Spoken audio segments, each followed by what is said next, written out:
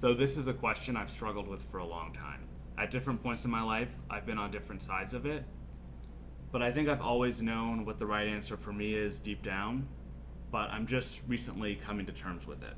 In high school and college, I was solely focused on pursuing my interests. And at that time, in sport, it was running, and in school, it was math. But when I graduated and entered the real world, I felt the pressure to put myself on a trajectory to earn a lot of money because that's what I saw all my peers doing. So I went to Yale Law School and worked as an M&A investment banker for a few years, even though I never had a deep intrinsic interest pulling me into either of those fields. My process was actually just to look at the highest paid careers and pick the one that seemed most realistic and straightforward to get to from where I was. That was a mistake. And I learned that I over-indexed on the importance of money. Now, I think money is very important in life, and money is what gives us the freedom and the flexibility to pursue our passions in the first instance. But a few things are true that have led me to conclude that just chasing money and ignoring your passions and values is not the right way to go. So let's talk about those.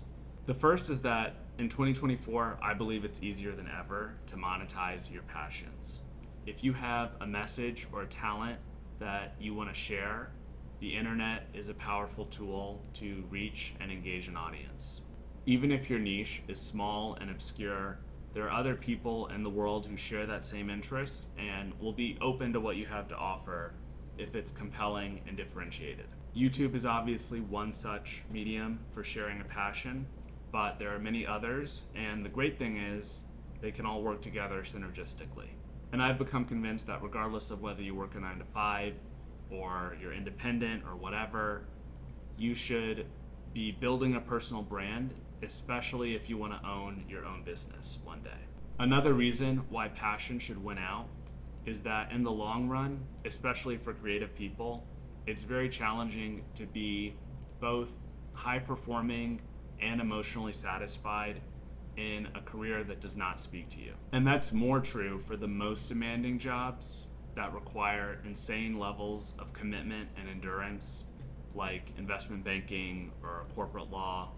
So the perceived security of those tracks is something of an illusion because if you aren't well suited for it, you won't be sticking around for that long. And that leads into the next point, which is that most of us are just too risk averse.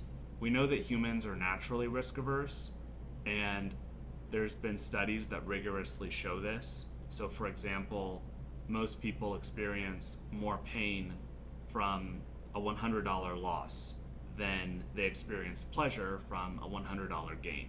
And that natural risk aversion leads people to irrationally make lower expected value decisions.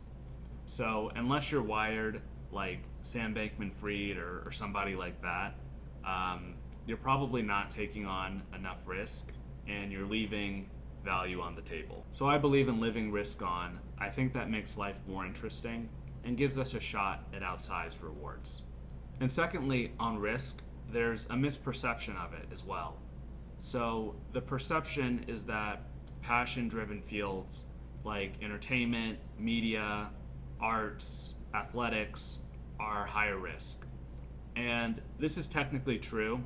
The median outcomes from a strictly monetary perspective are lower for those fields than a typical office job.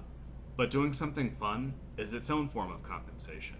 And back to my earlier point, it's almost always better to be a top performer in any field than an average performer in a high-paying field. And passion goes a long way in closing the delta between average and top performer, because that's what enables us to keep pushing and continue to improve our craft. There's also just a lot of cultural biases and messaging that leads people to overestimate the safety of safe tracks and overestimate the risk of risky tracks. Also, nobody knows the future. We're living through an AI revolution. What is lucrative now may not be lucrative going forward, and vice versa. So to give a concrete example, when I was growing up, being a professional bodybuilder did not pay good money unless you were one of the very best athletes in the country. But now, because of YouTube and other platforms, athletes have so many additional ways to monetize by building their brands online, whether that's sponsorships or ad share. They can actually make more money now from those sources than they can from competition winnings. And that's true for triathletes, runners, and other historically lowly paid sports. And of course, if you're able to turn yourself or your passion into a business, that can be scaled in a way that selling your labor can't. Now, with all that said, financial independence is critical, and I don't want to downplay the importance of money because that's what gives us the freedom to take risk and live on our own terms. And people have commitments. It's not realistic for most of us to just quit our jobs to pursue a passion project. But as someone who's been on the practical money-focused track and is now spending more time pursuing my interests, I think it's important that we at least stay in touch with our core interests if our full-time jobs are not satisfying that need for us.